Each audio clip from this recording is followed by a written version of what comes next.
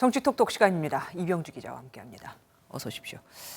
윤석열 대통령의 지지율이 40%대를 기록했다고요? 예, 맞습니다. 리얼미터 여론조사 결과입니다. 윤석열 대통령 국정 수행에 대한 긍정평가 전주보다 1%포인트 올라 40%를 기록했습니다. 이 조사에서 40%대 지지율 기록한 건 12주 만이고요. 네. 5주 연속 지지율이 오른 건 윤 정부 출범 이후 처음입니다. 부정평가는 직전 조사보다 1.2%포인트 낮아진 56.7%로 집계됐는데요.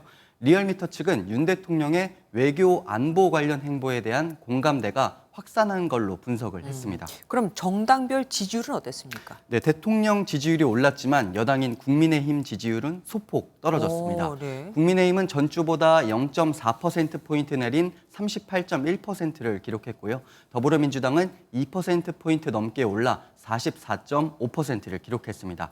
눈에 띄는 건 2030 젊은 층 지지율인데요.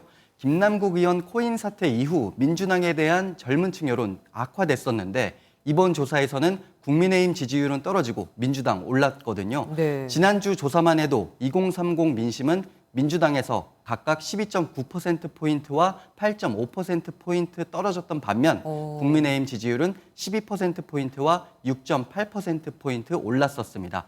여론조사 업체 측은 김남국 사태의 종결로 보긴 어렵다면서 이번 조사 기간에 후쿠시마 오염수나 노무현 전 대통령 추도식 등 민주당 지지층 결집 이슈가 많았다 이렇게 평가를 했습니다. 이렇게 청년층 표심이 왔다 갔다 해서인지 여야 모두 청년층 잡기 아주 고심이 많더라고요. 예, 코인 사태로 흔들리는 청년층 마음 잡기 위해서 여야 모두 고심 중입니다. 우선 국민의힘은 예비군 훈련에 참여하는 대학생들이 성적 불이익을 받지 않도록 하는 예비군 3권 보장 방안을 추진하고요. 내일은 청년 정책 수립을 주도할 청년 정책 부의장을 공개 선발하기로 했습니다.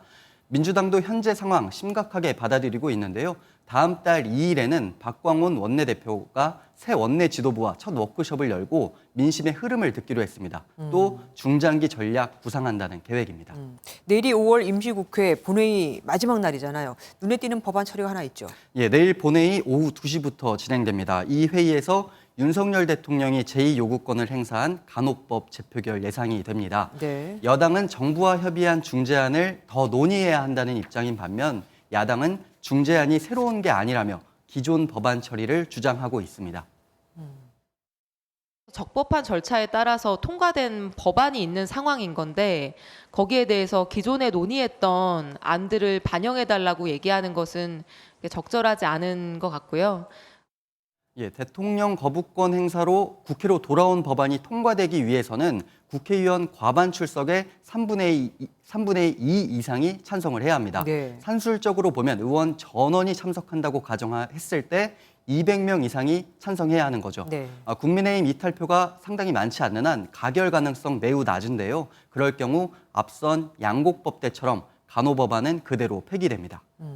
다음 달 국회도 참 쉽지 않아 보입니다. 국회의원 체포 동의안 일정도 잡혀 있잖아요. 네, 말씀하신 대로 내일 간호법뿐만 아니라 내일 본회의에서는 민주당 돈봉투 의혹과 관련해서 윤관석, 이성만 의원에 대한 체포동의안 보고도 예정이 돼 있습니다. 네. 국회법 절차상 내일 보고가 이뤄지면 다음 열리는 첫 본회의에서 표결을 하게 되는데요. 가장 빠른 첫 회의가 6월 12일입니다. 이외에도 다음 달에는 민주당 주도로 본회의에 바로 넘기기로 한 쟁점 법안 처리 많이 예정돼 있습니다. 방송법과 노란봉투법인데요. 여야 여전히 절충점 찾지 못하고 있어서 6월 임시국회에서도 여야 대치는 이어질 전망입니다. 민주당의 아니면 말고식의 입법 독주는 당장 중단되어야 합니다. 국민들이 지켜볼 것입니다. 마지막 얘기 들어보겠습니다. 송영길 전 대표가 나왔는데 태영호 의원을 갑자기 언급했다고요? 예, 앞서 잠깐 언급해드렸던 민주당 돈봉투 의혹과 네네. 관련해서입니다. 송영길 전 대표, 지금 돈봉투 의혹이 불거진 지난 2021년 전당대회에서 당대표로 선출이 됐는데요.